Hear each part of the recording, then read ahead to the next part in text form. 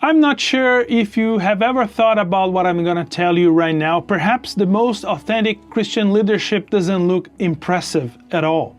What if strength looks like tears, authority looks like vulnerability, and victory looks like scars? That's the tension at the heart of 2 Corinthians, because this letter isn't polished theology. No, it's raw, emotional, at times uncomfortable. In fact, 2 Corinthians is probably the most personal letter Paul ever wrote, and that's exactly why it matters. What's the world behind 2 Corinthians? Paul founded the church in Corinth, but the relationship between them went badly wrong. After 1 Corinthians, things escalated. Paul then made a painful visit. He then wrote a severe letter, who is now lost. Rival teachers arrived at the church, attacking Paul's credibility, and these teachers mocked Paul's weakness, his suffering, his unimpressive speaking, at least according to the Greek patterns of rhetoric. So 2 Corinthians is Paul fighting, not for his reputation, but for the true shape of the gospel. This letter then answers one very important question.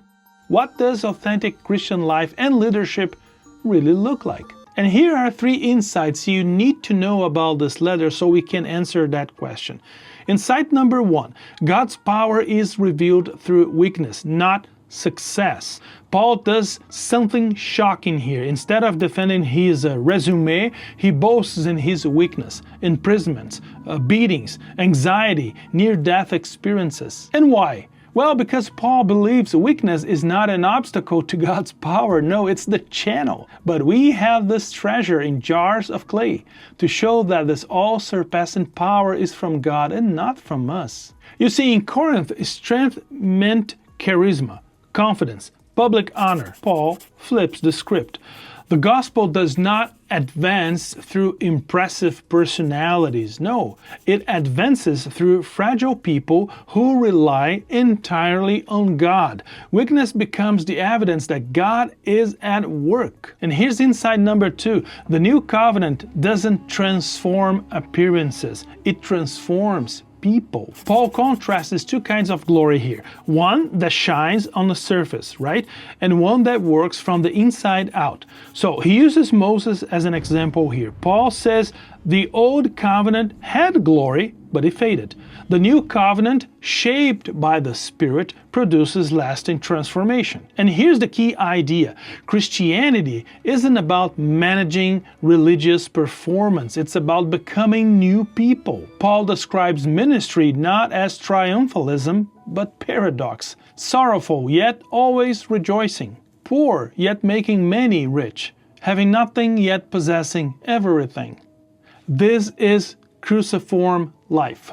Life shaped by the cross. The Spirit doesn't make us shinier, it makes us real. And here's insight number 3.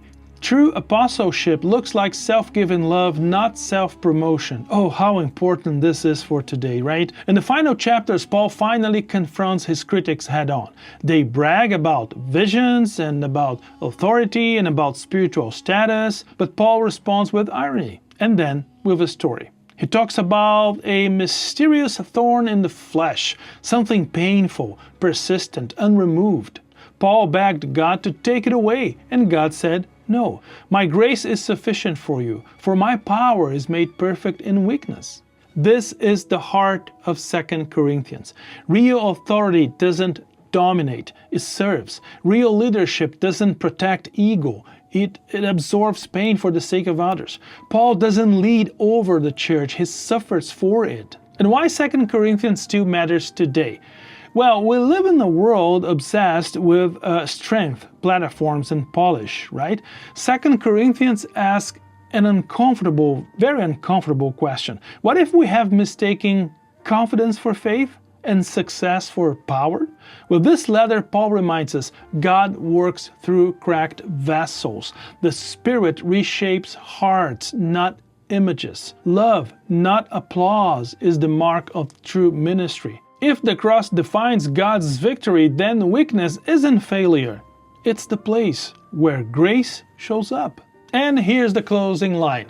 Through 2 Corinthians, God doesn't invite you to become impressive. He invites you to become honest. Because when strength finally lets go, when masks fall away, and when weakness is no longer hidden, that's when the power of God becomes impossible to deny.